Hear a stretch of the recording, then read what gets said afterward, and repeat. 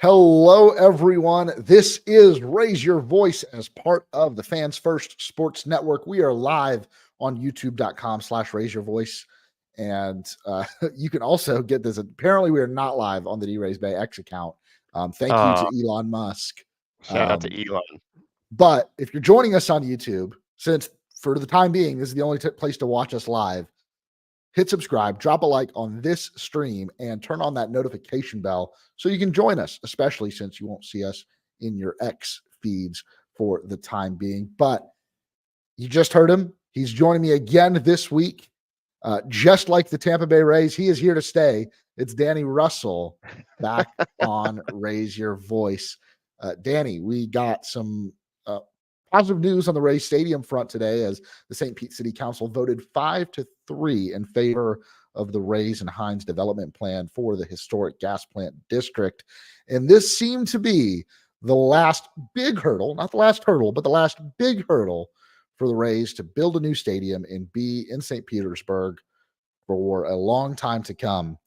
Man, I mean, it just feels like today was a long time coming. Yeah, today is a celebratory day on the most part. Thanks to anyone who is watching us live. I think we're going up against former President Trump right now as he speaks at the RNC. So you've made your choice, and I thank you for it. It's an incredible day because this was the major hurdle, as you said. If we're looking for a baseball analogy, we haven't scored a run, right? If the stadium saga is us trying to score a run, we're rounding third with 2 outs, and those 2 outs being Tampa out and Montreal. We tried that. That's your second out. So we got 2 outs, and we're rounding third, and we're trying to score home. And maybe there's a throw coming in, and we have to see if we beat the throw by getting that extra vote, that final vote that the county has to do later this month. But man, it sure is close to being a very real reality that the Rays have secured a new stadium in St. Petersburg. Yeah, and there was a lot of, I'll say it from my perspective, even though I felt very confident about this vote passing for a long time, they've really always had the votes to pass this. From everything I've read, there was, until those votes are cast and it's announced at that council meeting, you never know. And so that suspense is there. And I just hope that, there's no other unforeseen hurdles as the Pinellas County still has to approve, but every indication says that they will. They've got like the money to do this and the desire to do this.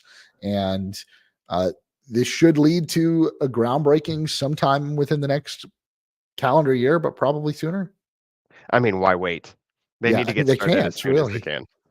Not to go too far off topic, because I want to talk about this, but I mean, given that there have been delays to this vote into getting here, do you still see 2028 as a reasonable expectation for the opening of the new stadium? I mean, reasonable is a relative term. I feel like that the Brave Stadium and the Rangers stadiums got built overnight. It felt like those happened in no time at all. However, logistical hurdles are what they are. It does need to get started though. So for it to be a reality for opening day 2028, this was the year. And if it didn't happen this summer, now it truly was ring all the alarm bells. The Rays are going to be playing at Al Lang, if it got approved a year later or something like that. And be in an Oakland situation where now you're worrying that you're playing at a minor league ballpark, or maybe you can't play home games, and it becomes an absolute mess. So this is good news. This is the right timing. This is a day to celebrate if you're a Tampa Bay Rays fan invested in the Rays staying in the state of Florida.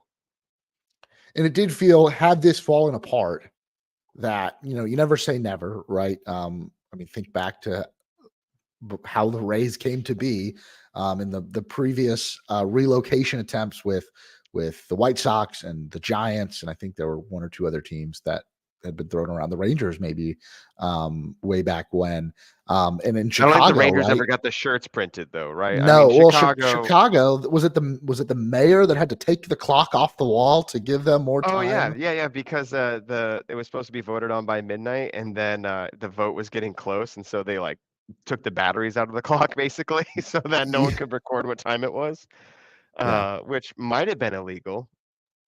But hey, it worked, right? And so People have had stormed this, the Capitol for less. yeah, had this failed though, I do think it would have been really hard to come up with something else. I think the ball would have been back in Tampa's court, but again, I don't think there's the desire, nor the money, nor the room. I mean, we bounce Well, around about, we let's not talk say about there's so many not the locations. desire. I mean, there's a strong desire to stay in Tampa Bay, and I would think that there was a strong desire to be in Tampa. A But desire from the from the city of Tampa, from Hillsborough County. I I mean, everyone wants the Rays to stay. That's one of the most frustrating narratives about the Rays is there's jokes about the support for the team. There's always been enormous support for the team, and it's not always played out in very visible ways. This vote today is a visible way. It's interesting. I feel like our tone isn't celebratory enough, and yet also, if we were acting more celebratory, I would feel like it's being irresponsible for multiple ways. I texted, Yeah. um, one of the front office executives earlier today at the Rays, and his response to me when I was like, "Congratulations," he was like, "For what?" Right? It's not done. Yeah. There are still possibilities that this stadium does not get done, and the pessimist in me is still like, are we gonna have the Rays in 2028 in Florida anymore? Are they gonna be, in Nashville and Montreal? Is Nashville warming up in the bullpen is, a joke you've made before. Uh, I I don't know, and until that shovel is going into the ground, I am skeptical. Is that reasonable, Brett? Yes, I think and I am celebratory. I think this is a huge day, and this is a bit of a weight off my chest. I've had like this existential like dread when it comes to the Rays and whether or not the team I grew up supporting was going to be there and wrestling over, now that, especially since I'm not a Florida resident anymore and not living in the Tampa Bay area, you know, would my allegiance follow them wherever they went? I had a hard time like at Hmm. times when it felt more likely that they would leave. I've always thought the most likely scenario would be that they stay, and it looks to be that way. But I think I'm maybe not as celebratory because I look at the residents of St. Petersburg and the people that were against this deal, or at least were trying to hold their leaders accountable for what was a part of this deal.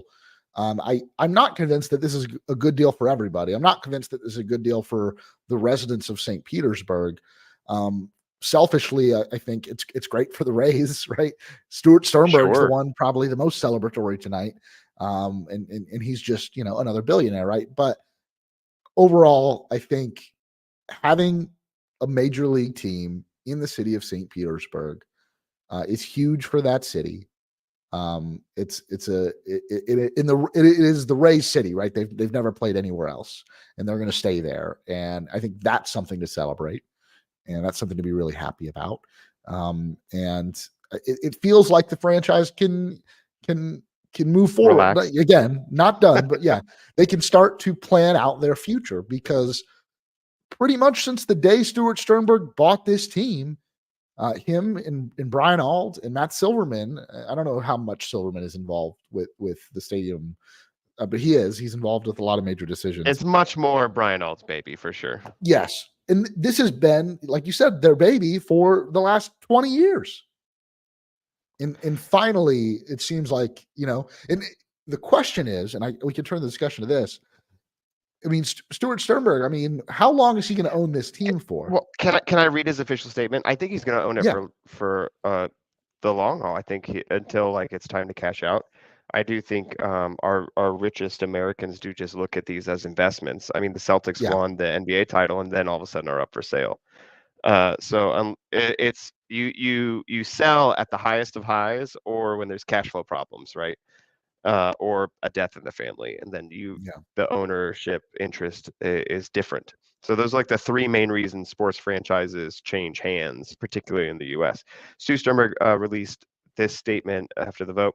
Thursday, St. Petersburg City Council approval of the historic gas plant district development and a new ballpark for the Rays is a significant milestone for our city, Pinellas County, and the entire Tampa Bay region, and for the Rays and our fans.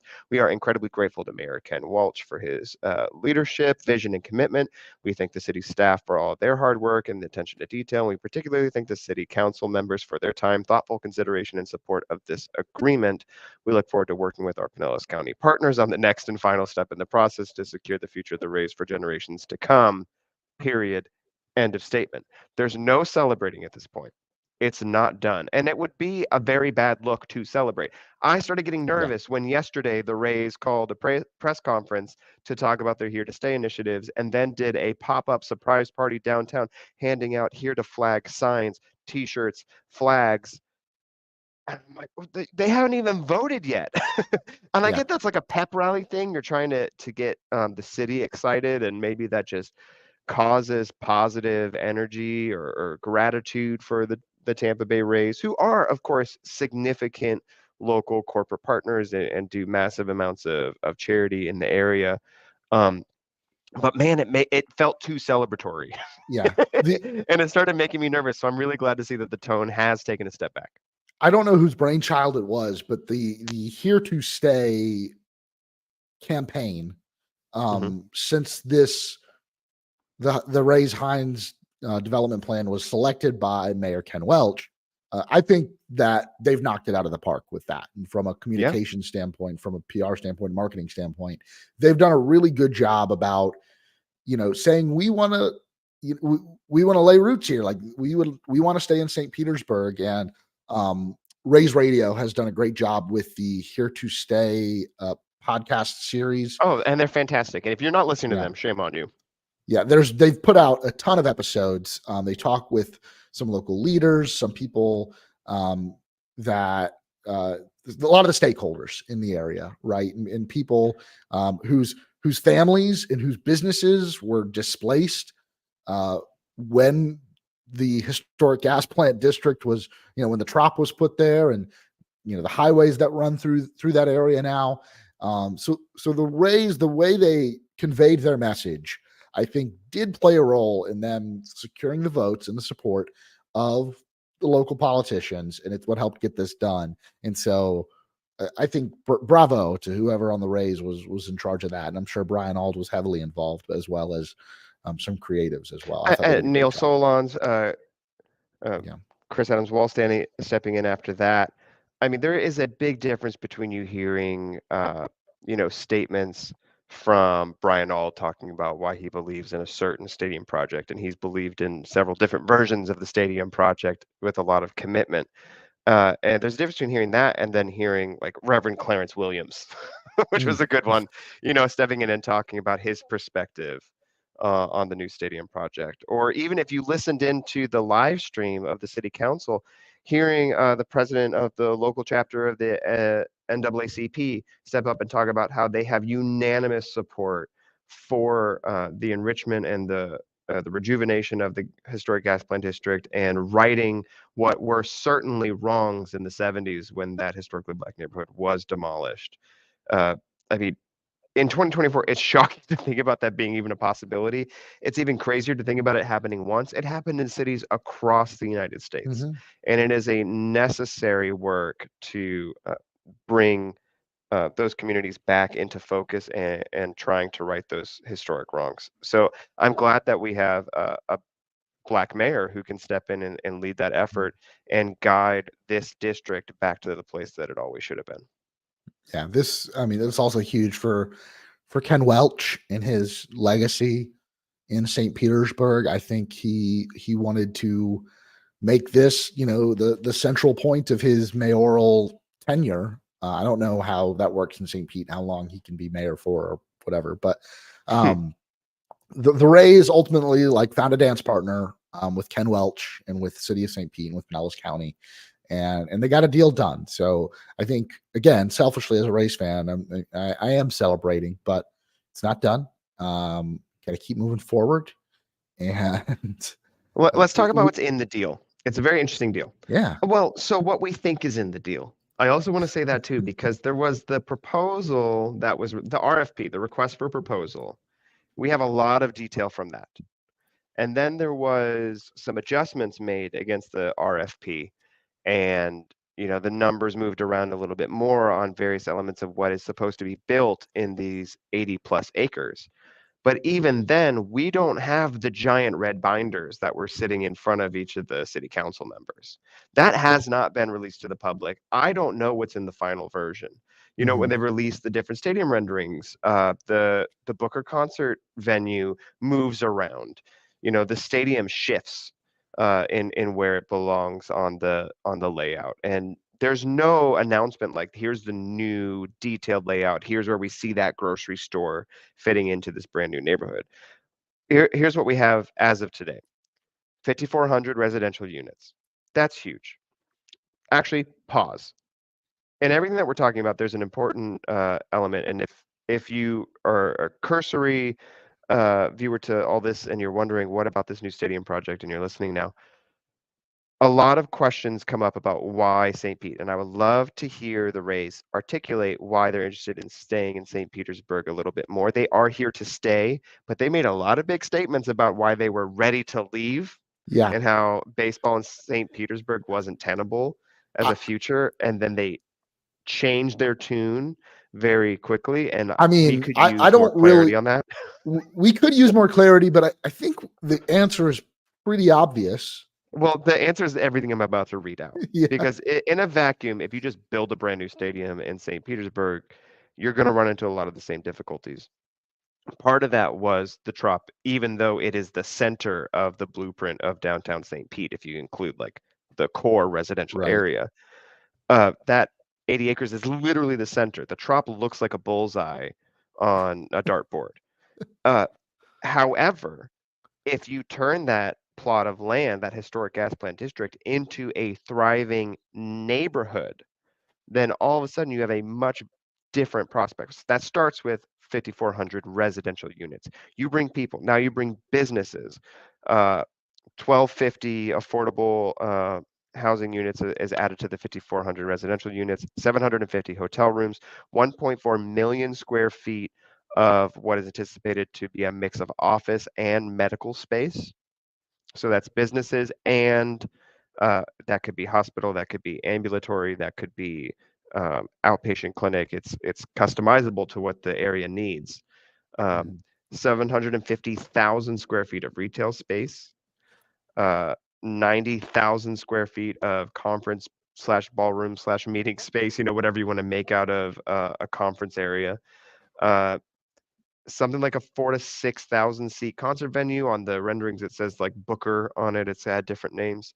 And then also, crucially, a giant amount of green space, a huge park in the middle as well that thrives around that creek, 14 acres of green space as well. Those elements combined, turning the center of St. Pete into a valid thriving business opportunity and neighborhood, and nestling the Rays in that is going to create a much different proposition for the long-term future of the Rays in St. Pete. Yeah. And it does feel like, so that we're just comparing to other stadium deals that we either got done or were rejected. So, you look at it, the Braves moving outside of Mhm. Fulton County and into Cobb County and building Truist Field or Truist Park and in the Battery. And then I think the Royals, their effort to move closer to downtown Kansas City and away from Kauffman, that was rejected. They had a similar plan, and I think a lot of these are ploys for just really great deals on real estate to Mhm. build entertainment venues and restaurants and bring in businesses and a bunch of stuff. But It, that's it, the future. That that that is what these stadium projects are now. that's the They're not, future, and I feel like yeah. the Rays brought in more outside stakeholders, and this deal is unique because it ties into the community more. It does, but also the Rays are bringing in more outside stakeholders for sure. The list of endorsement letters is vast on the Here to Stay website. Just Google Here to Stay Rays. You'll get sent to an MLB.com based Rays baseball site that has all these letters, Right. and also tons of news articles articulating those points even further. But the Rays own all of that land, Yeah. where the part that they don't own and the part that they do own, those are very crucial things to discuss. they do not own some of the things, and there's a lot of tax advantages to not Mm, owning some of these parcels of land. And then the ones that they do own and control are like the residential units and the business units. And so, what Stu Sternberg and whatever the business partners are involved in this, and we got Heinz coming in, they are getting a pretty big sweetheart deal. There was a lot of opposition from the No Home Run group, mhm, and they threw some numbers out there. Those numbers weren't given a lot of scrutiny in the local area. It's not my job to say whether or not those numbers are accurate, but they had a valid point.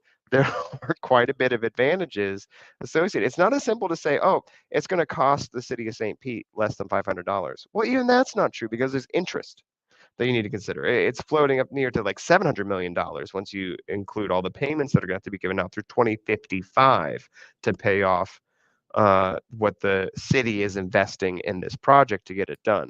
Now, that includes infrastructure costs.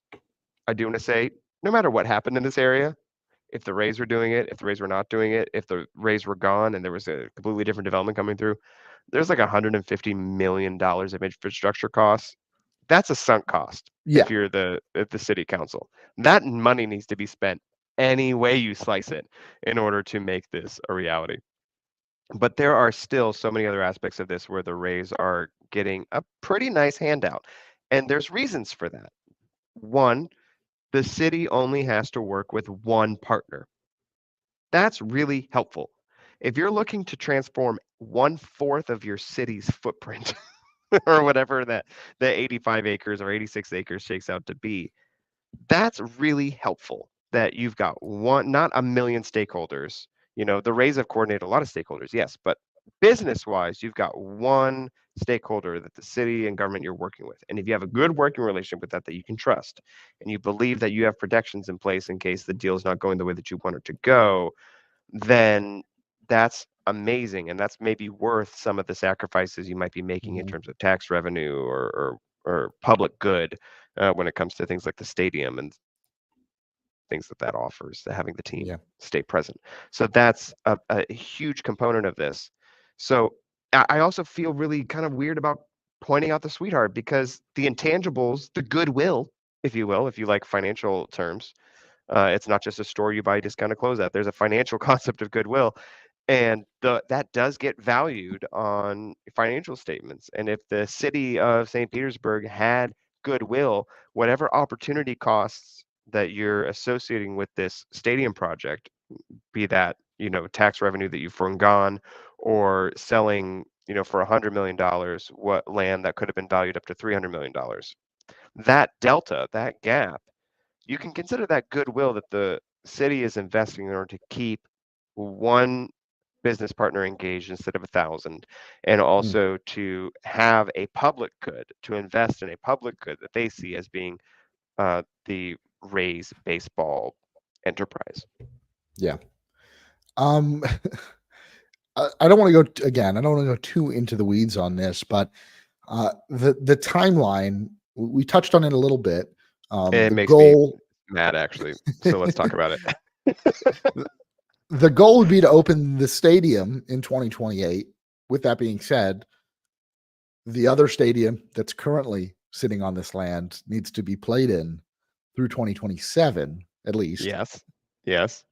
So you're thinking So to yourself, Self, I see these beautiful renderings. When will I see that become a reality? Well, who knows? yeah, I mean, there will be a time where there's just two stadiums sitting on this land. And so it's going to be a while before they can even start to develop the rest of that land. There are also huge, I won't say huge, I mean, I'm sure they're manageable, but there are obstacles when it comes to parking and traffic patterns around Yeah, this where area. all the parking garages they want to build around the perimeter in order to make parking flow. Really smart, really great. Let's make sure that's a reality. But I Yeah, almost wonder, like, do you need to build those first? Because you're going to build on the parking lot, so you need to right. start. You need to start with these parking garages, right? Dude, it's gonna be a mess. I have such a strong desire to tweet a whole bunch of, oh man, this project isn't gonna be done. And oh man, this construction site sure looks like a mess, said Danny in 2035, just so I can Noah Pransky it and like log into some alternative account and be like, oh, this tweet aged well on an annual basis. Like, it's gonna be a mess. It's not gonna be this beautiful, let's move in and we're in the Battery, or it's gonna be Texas where you Right. just have millions of acres, and even though you went from this stadium to that stadium on the other side of the parking lot, no one notices because there's just so much land available in Arlington. This is just gonna be a construction zone for 10 years, 15 years. Like, is Mm. this the middle point? You know, if you think of the entire like history of Rays baseball, we're at 25 years. Okay, Stu Sternberg's ownership, how long does that stretch back? If this is 15 years of Stu Sternberg's ownership, it might be another 15 years before we see the gas plant district finished. That kind of Yeah. sucks. I mean, it does. It does. And I think the first, maybe that first season, maybe that first opening day, it might be hell for a little bit trying to navigate that, especially those that are trying to go to the game. I hope that's what they spend most of their time planning for the opening. It also brings questions as So to so when think will that so, area be able so to let's talk host an about All-Star questions. game? Tampa Bay Rays, you're listening.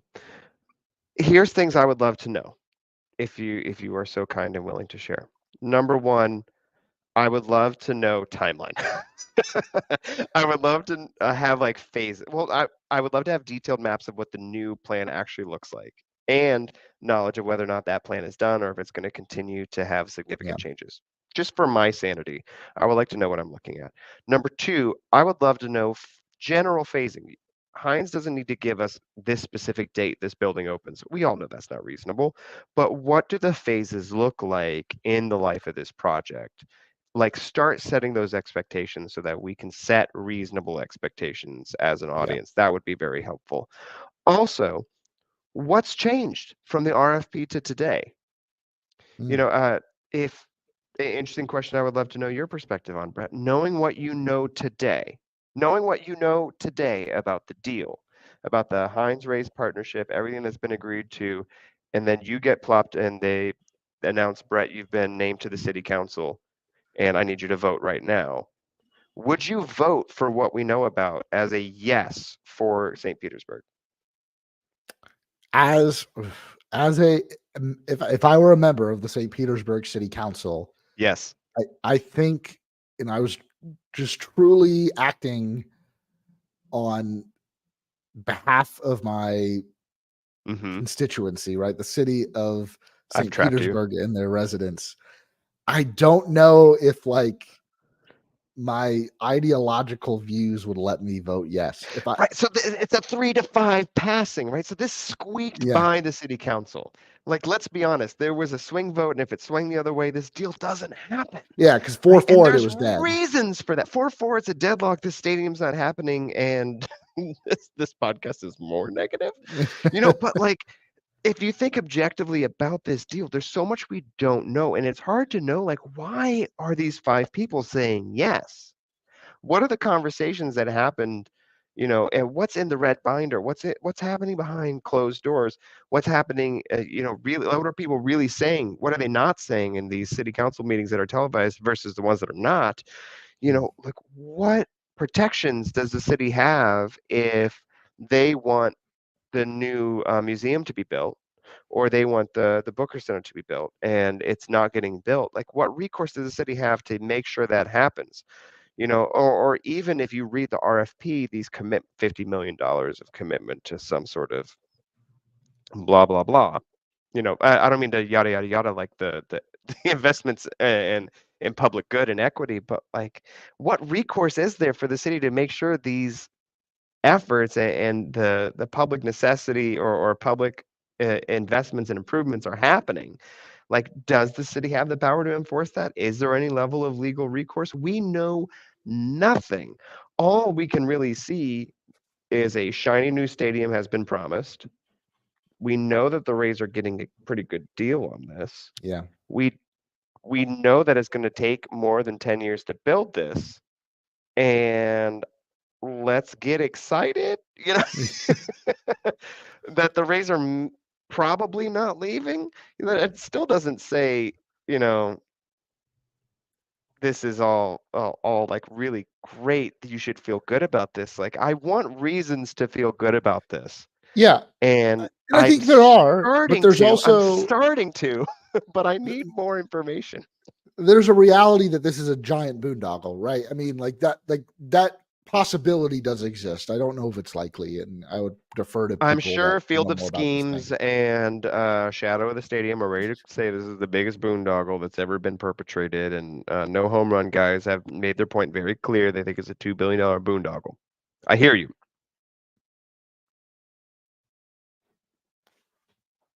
Made, and they think it's worthy of that investment, and economic studies being dropped, 1,300 brand new jobs guaranteed for St. Petersburg. I don't even know what that means. One report says it'll create 15,000 jobs to build this new stadium. is, I is that even a lot of jobs? I have no idea how to measure jobs, and right? I don't like those numbers. Those aren't concrete ever. It's hard to take anyone at face value Correct. presenting. Like those are all just estimates, and things change, and promises aren't always kept. And I think that was some of the that was the prevailing opinion from those that voted no, and the groups like you mentioned. Um, Right. So an economic study says there's 4 to 5,000 construction related jobs. For how long? What does that mean? right. What happens to those jobs when the construction project's done? If Like, I don't if we even know extend how to this assess it. development, if this takes us 20 years to build, those construction jobs hang around long. You can count on those people attending Rays games for sure. Look at the stadium getting filled. Uh, you know,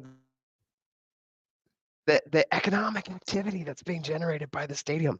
Yes, $400 million in annual wages are getting paid out. Yes. Look at these taxes. And guys, $3 million of tax revenue per year. I was like, wait a second, hold on. How much are the Rays getting per year? Like, the Rays have no incentive to give us these numbers. They have no incentive to No. tell us how much money they're making off of this. I can guarantee you they are making money off of this. That's why they're doing it, and it doesn't seem like there was a hard bargain. It's like, okay, I want 500 more residential units. You betcha, guys. We'll add 500 Right. residential units to the RFP. Like, those are the kind of things we're seeing, and we don't know what the negotiations are. We don't even know if this was the best deal.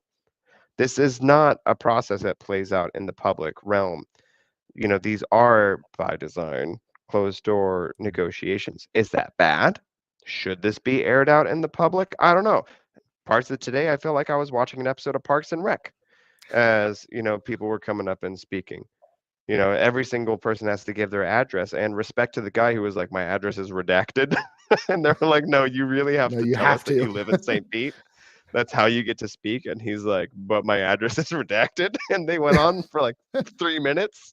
see, I spent there was a small window of time where I covered local politics in Tallahassee, and Uh-huh. these are the Which is how I moments that found you. these are the moments that you lived for, right? The public Mm-hmm. comment at these hours long city council meetings.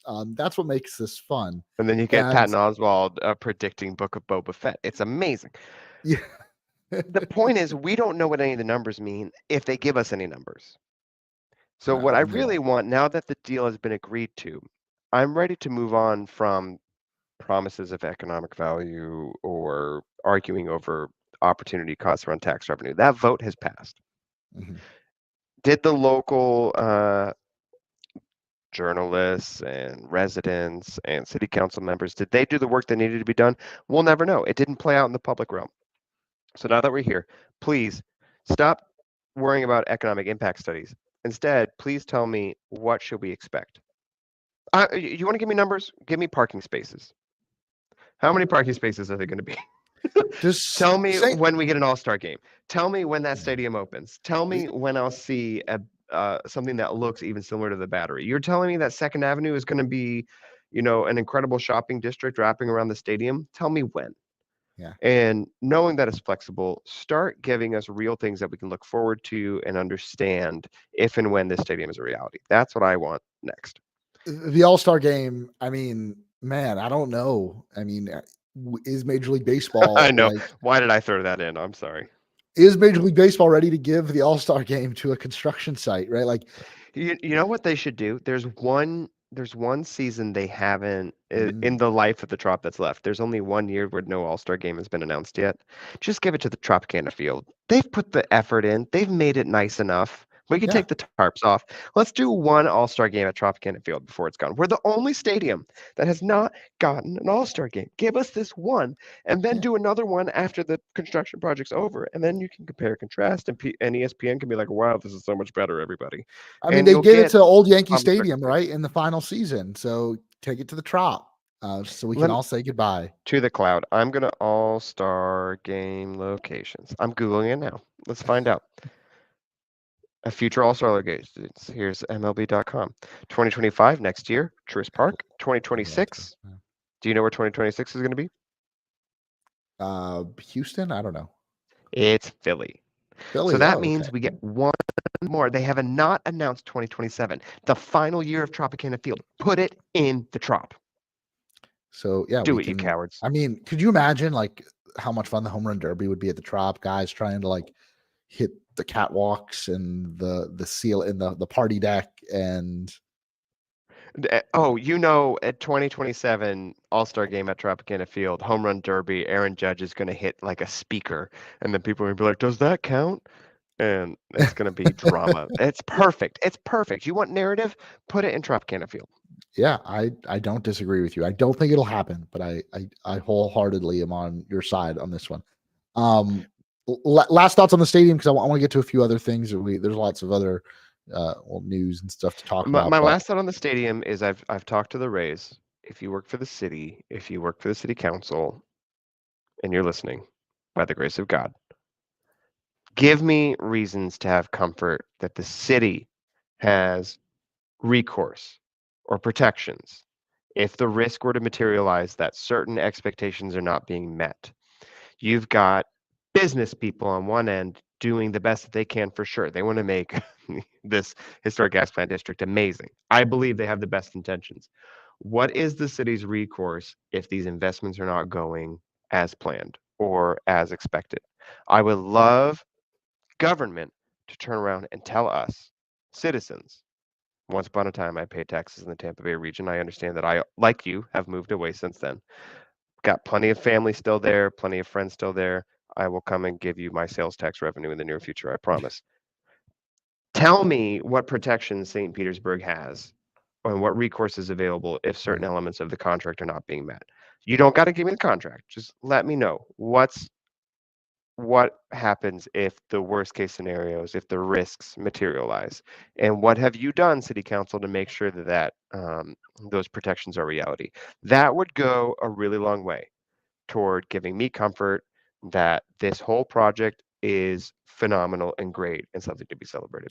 Yeah, this definitely won't be the last time we discuss this. So I'm sure we'll talk about it again after um, the Pinellas County vote. We'll probably just touch on that, and there will be updates, right, as this thing really gets moving. But we've covered it in quite some detail today.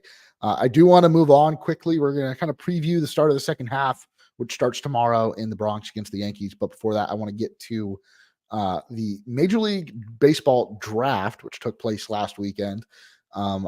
We could probably debate the timing of it, right? Like right before the home run derby and the All-Star game, and it kind of just gets fit in there and maybe not talked about as much. I'm not opposed to it being during the All-Star break, but on a Sunday, I don't know. It just maybe it flies under the radar. Maybe it should. But the Rays did take a high school outfielder. He was announced as an outfielder, Theo Gillen, with their first round pick, although he did play shortstop in high school. Defensive home, definitely to be determined for an 18-year-old. But a lot of people thought was the best prep bat in this draft, and the Rays got him with the 18th pick. And so that's something I can't be upset about.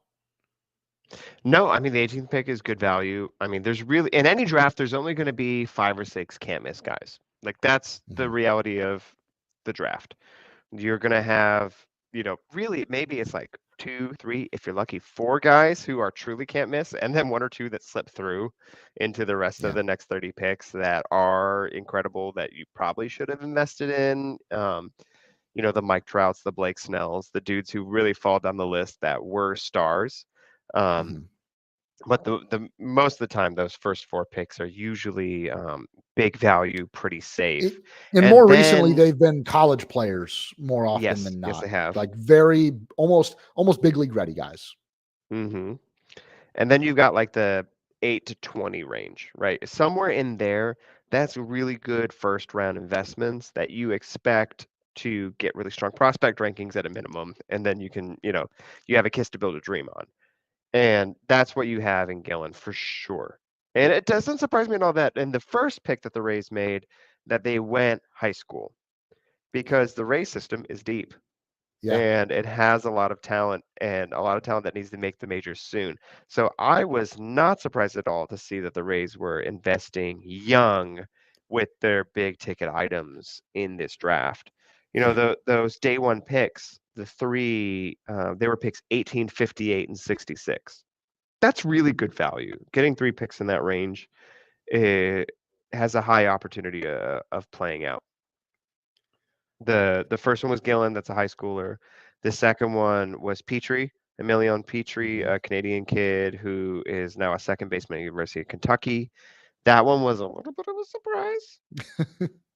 That one, if you're looking at it objectively, it feels like a little bit of a stretch. Um, he signed at his pick value though, so the Rays feel pretty good about it. The Rays picked 4 Kentucky kids out of I didn't 20. realize that. Um, or maybe it's like 3 who play for University of Kentucky and then 1 kid committed to Kentucky. Oh One yeah. kid, Mhm. also Louisville, Kentucky as well. Like there's something going on. Either this area scout is God's gift of scouting, or they had some data Mm. from the Kentucky region, and that is my tinfoil for you tonight. Yeah. That is not confirmed. Emilion Petrie was a surprise for me. I was a bit surprised to see that investment in a Quebecois second baseman. But Reminded then, me of the Alika Williams pick from a few years oh back. yeah, Alika Williams, good value. We talked about that on the last podcast. Continues to be good value Turned from. into Robert Stevenson, who was great for a year. And then we've got. No, we didn't talk about Alika Williams in the most recent podcast, did we? Uh, I don't think so. I don't think we did. He did turn into Robert Stephenson, though. Excuse me. We talked about a different high school shortstop. Anyway, Too many to count. the, Too many to remember. oh man, we did it live. What can you do? The 66. So 18, 58, 66. Is there a big difference between 58 and 66? There is not. No. It really comes down to, who are you talking to and where do you feel like you need to swoop in and take a guy because you think someone else is going to come in and try it. 66, they took somebody who fell down the draft boards. And that is exactly what you should be doing. The Rays are notorious at this. In fact, with Theo Gillen, someone who could have gone 8, 9, 10, picking up at 18 is also a win. There were a lot of Yeah. teams that were interested in him. High school, yeah, they announced him as a center fielder. He plays shortstop, whatever.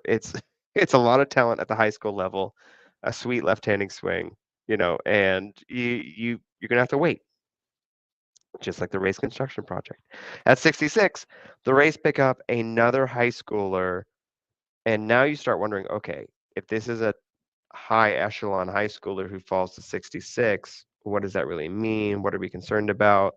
And then, it's not really clear, but a lot of the texts I got from various people who work in front offices, I've got friends at a couple different teams.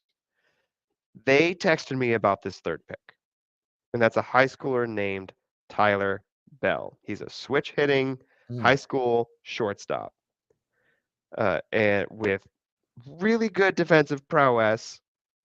You're 18. You could be anything, right?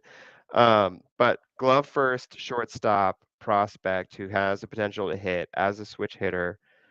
Um, committed to where, do you ask, Brett? University of Kentucky. Oh, for sure he is. Kentucky's all over this draft, man. But people seem most excited about the Tyler Bell pick, and the fact that he fell down to where he did in the draft makes me wonder if he's also a little bit of expensive. So it'll be interesting to see Yeah. what happens the rest of the draft, particularly rounds like 4 through 10. Are the Rays spending a lot of money on those picks from their draft pool, or are they allocating that money elsewhere? Um, the other player I want to call out, since I'm just kind of ranting, their 3rd round pick upset a lot of people in Toronto. So they went with another Canadian, a high school Canadian catcher with a left-handed swing named Nathan. It's not Fluellen. That's That's Elijah. Elijah's last name. What's this Llewellyn. guy's Fluelling? Don't let me mess it up. Nathan Fluelling is like 50 hit, 50 arm. Like you could put major league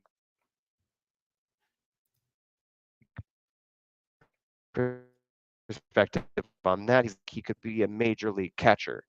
And the Rays picked him 1 pick in front of the Blue Jays, and he's Canadian. And all Canadian Twitter pays And attention to the apparently the draft, Blue lost Jays their had mind. really scouted him Yes, and were yes, probably they had thinking of scouted him taking heavily. So the Rays went all is fair in Canadian love and war. twice. Going Canadian twice in the draft did feel like a bad omen for the stadium vote, and that's all I'm going to say about that. It didn't turn out, so we're okay.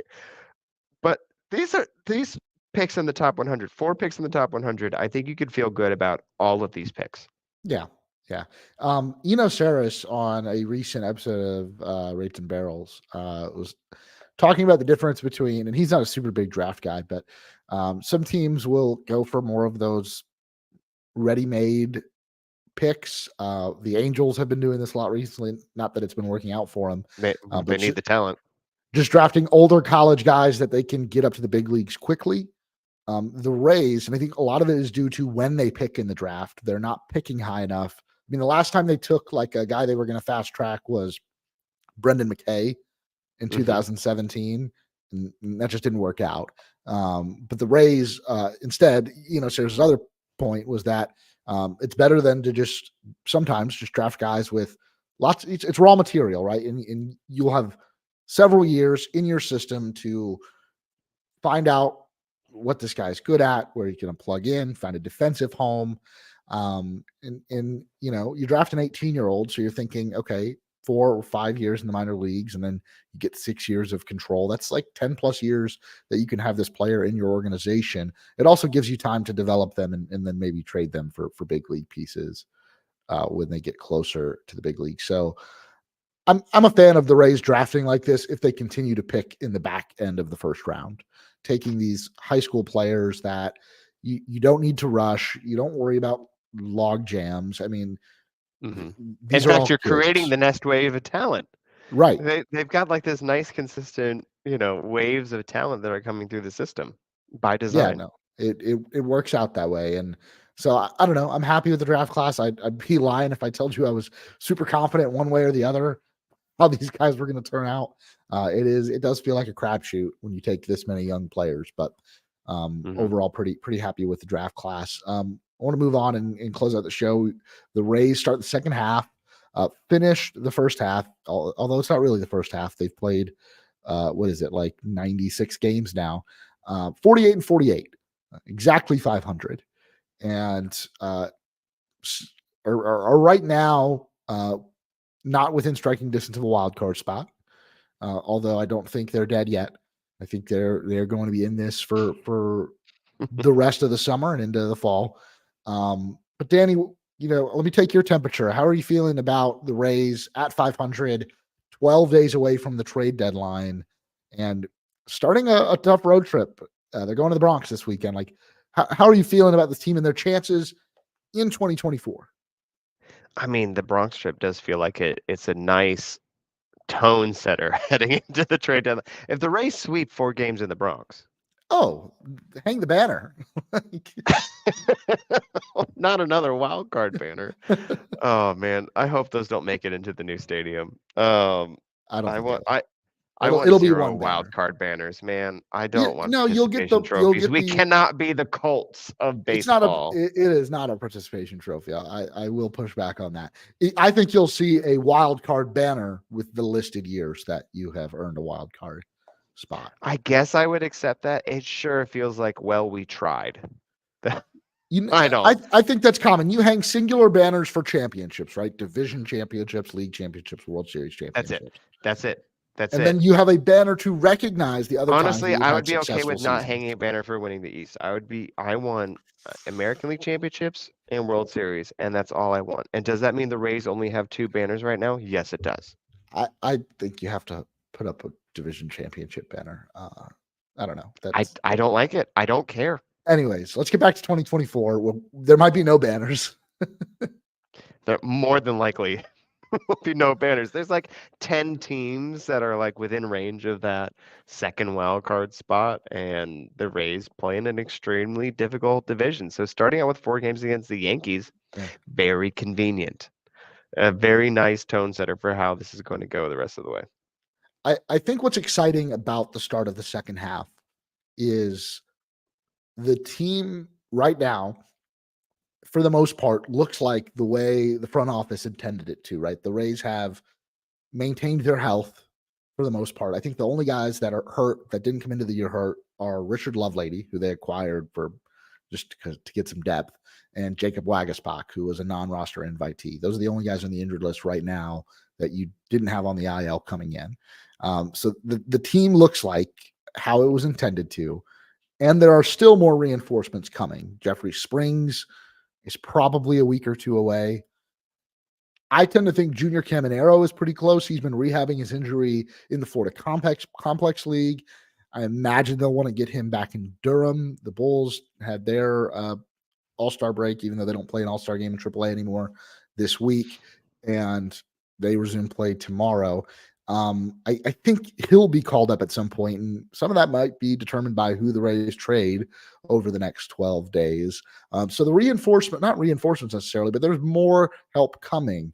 And I feel like they're going to be good enough to keep it interesting. I don't know if they can really turn it around enough to get into the dance, but I don't think we're going to be playing meaningless games on September 1st, or maybe even not by September 10th.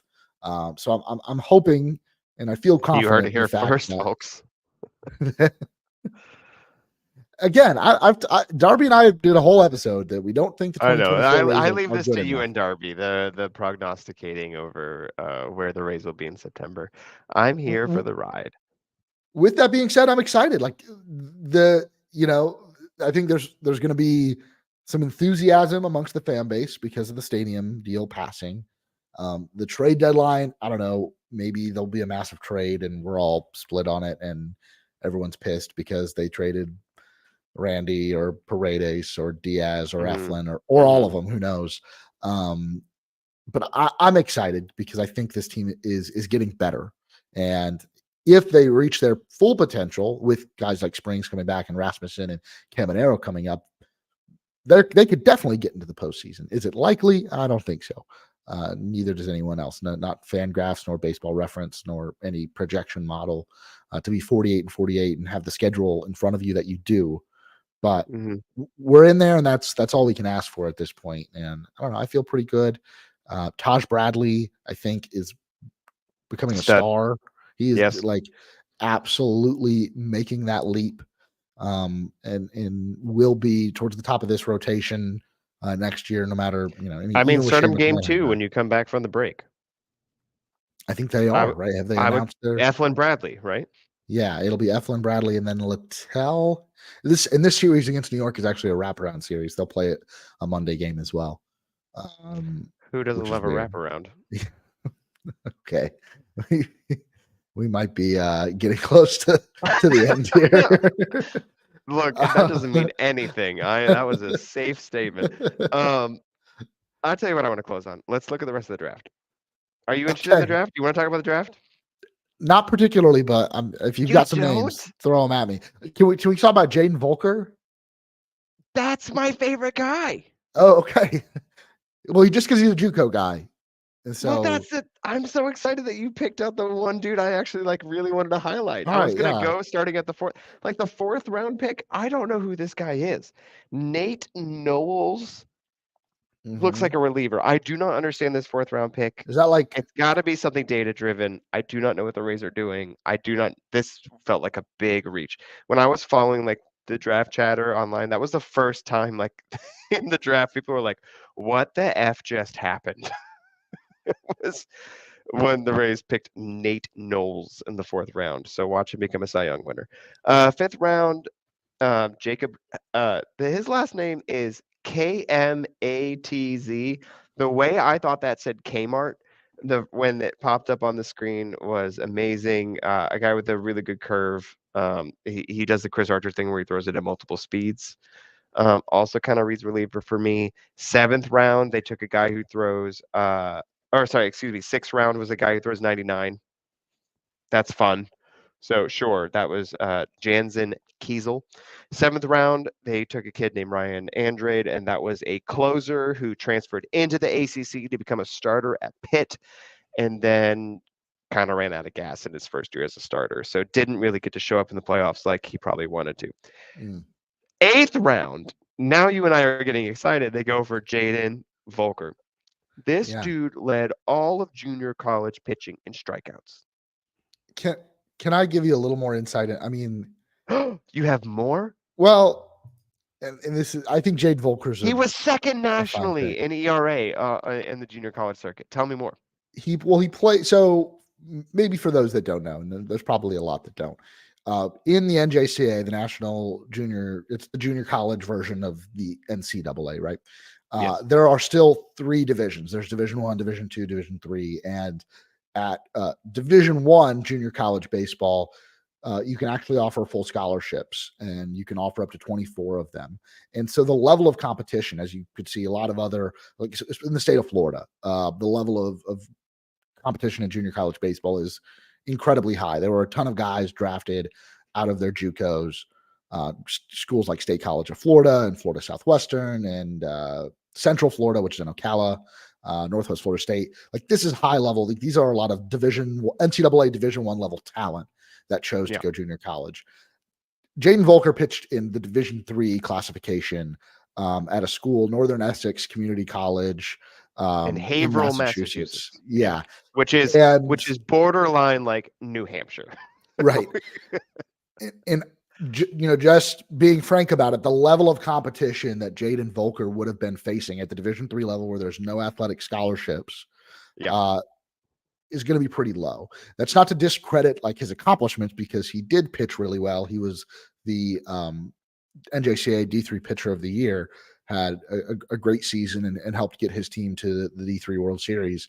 I want to temper expectations a little bit. The level of competition he was facing would probably not be too different from like high level high school showcase events in Florida and Georgia and Texas. I mean, the level then he did go to the Cape Cod League and struck out 7 in less than 6 innings pitched. Yeah, no, I mean, the stuff is real, or else the Rays wouldn't have drafted him. He's not some nobody, but I think, he's a nobody. Well, anybody you get drafted in whatever round it was, 8th round. Yeah, 246. I tell you, the nobodies are the guys that Rays drafted like 9th and 10th round, who are going to get like $7,000 as their bonus because they want to reallocate the funds to Bell, who they picked up at 66. Well, I'm glad. I think you're on board with me on the Volker pick. I like it a lot. I'm fine with it. Again, I think if you've got a guy that you like anywhere past the 5th round, go for it. For sure. The Rays know more than I do about Jaden Volker, that's for sure. I can look at his game logs, right, and try to glean what information I can, but he was a big fish in a very little pond, and so I'm excited to see what he can do. I like dudes like that who go to the Cape Cod League and then show that they can compete, because that tells me it wasn't just that they were the big fish in little pond, that they were destined to keep growing. So I like those stories. And I don't know what about there's probably some psychology there about that, or maybe I just watched the movie Big Fish too many times as a child, starring Ewan McGregor and I don't know, Billy Kudrup. Who else was in that movie? A lot of people. Movie? Big Fish, Tim Burton's masterpiece, Big Fish. Yeah. It is definitely the 59th minute of this podcast. Thank you, everyone. This is Raise Your Voice. Sorry, I was trying to look up to see if Jaden Volker was committed to Division 1 school or not. I could not. Yeah, Kentucky. I'm just kidding. I don't think he's committed to Kentucky. But yeah, I mean, is there any other names that stick out to you? I don't know. You follow this a little more closely than I did. No, those are them. If I were to power rank, we talked about Petrie being drafted in 58. I mean, I keep him in the top 5 prospects. He's not my favorite prospect, so that's really the only big head scratcher for me was Yeah, going Tyler Petrie at Bell I would 58. rank ahead of Petrie. However it's supposed to be pronounced, I'm sure will be Yeah. corrected eventually. I mean, I like that he's Canadian. I think that's fun. I'm generally, as like a theme, not a big fan of taking second baseman in the draft, but hey, One went Brendan number Lau, 1 come on down. overall this year, and Travis Pizzana. There was 2 second basemen in discussion for going number 1 overall this year, and I was just like, guys, what are we doing? It's the Heim Bloom school of thought. I hope he's having a good time at the Cardinals. Yeah, me too. All right. Well, I think that is going to wrap it up. We're over an hour here. I know probably a little bit difficult. If you're listening to this as a podcast, just know that we are not live for the time being on X. If you magically see us in your feed, that means we fixed that. But we are live on YouTube, youtube.com/raise your voice. Make sure like this, subscribe, turn on those notifications so you know when we go live. And if you really want to say thank you, patreon.com/raise your voice. You can become a member for as little as $1 a month. And we're also available wherever you get your podcasts. Apple Podcasts, if you leave a rating and review, that's the best way to spread what we do to more and more Rays fans. Big thank you to Danny Russell for hopping on for a second straight week. Danny, you're always welcome. I believe Darby will be back next week, but we he did lose his voice. That's how I ended up here. Yeah. Can I have a closing comment? Yeah, go for it. I would like to say congratulations to Raise Your Voice for continuing to crush it with your podcast coverage all year long. I think it's been an incredible run, tuning in on a weekly basis. The consistency that you and Darby generally bring. I know I was coming out of the bullpen this week to step in for Mr. Loss's voice. But I've really admired all the work that you've done all season long. You reminded me of that by talking about how, I know that X got weird with the live stream. You were growing quite an audience on the live streams. We were. Hundreds of people were dialing in on the live stream on X to hear what you were doing. It might be worth the investment, for us to get that check mark. I mean, just to Elon might win going. this battle. He might, because I'm very proud of all the work that you and Darby have done to make this into a very viable and very cool operation, and I'm proud of you. So good job. Well, I thank you. I do greatly appreciate that, and we do want to continue to do this. It's a lot of fun. I think we would do it if we only had one listener every week, because we just enjoy talking about the Rays. And Danny, obviously, thank you for bringing me on. Was it 5 years ago? I made a joke about that right back in your Tallahassee days at the NPR station. One more congratulations from podcast perspective, not to you. I need to give a tip of the cap to Raise the Roof. They got their first credential but from the Tampa Bay Rays. Congrats to them. That's a big experience. That first time that you're credentialed, they had some interviews with Kevin Cash, and it just so happened to be the weekend Evan Longoria was there. Go check out their feed. They've got videos and podcasts from the whole experience. Absolutely tickled pink for them to get that in, and I can't imagine a more thrilling first credential. Nothing's going to live up to that. I'm sorry, guys. And gals, that's it. You've peaked on your first credential. I'm so sorry. You talked to Evan Longoria. It doesn't get better than that. But absolutely awesome for them to be on site at the Trop and in person. And so if you haven't listened to that yet, go listen to the Supercut. They released that during the All-Star break. Yeah, definitely go check that out. Well, that is going to do it. Like, subscribe, the whole thing again. And as always, head on over to draysbay.com to check out all of the great Rays coverage. Once again, thank you guys for listening, and we'll talk to you next week.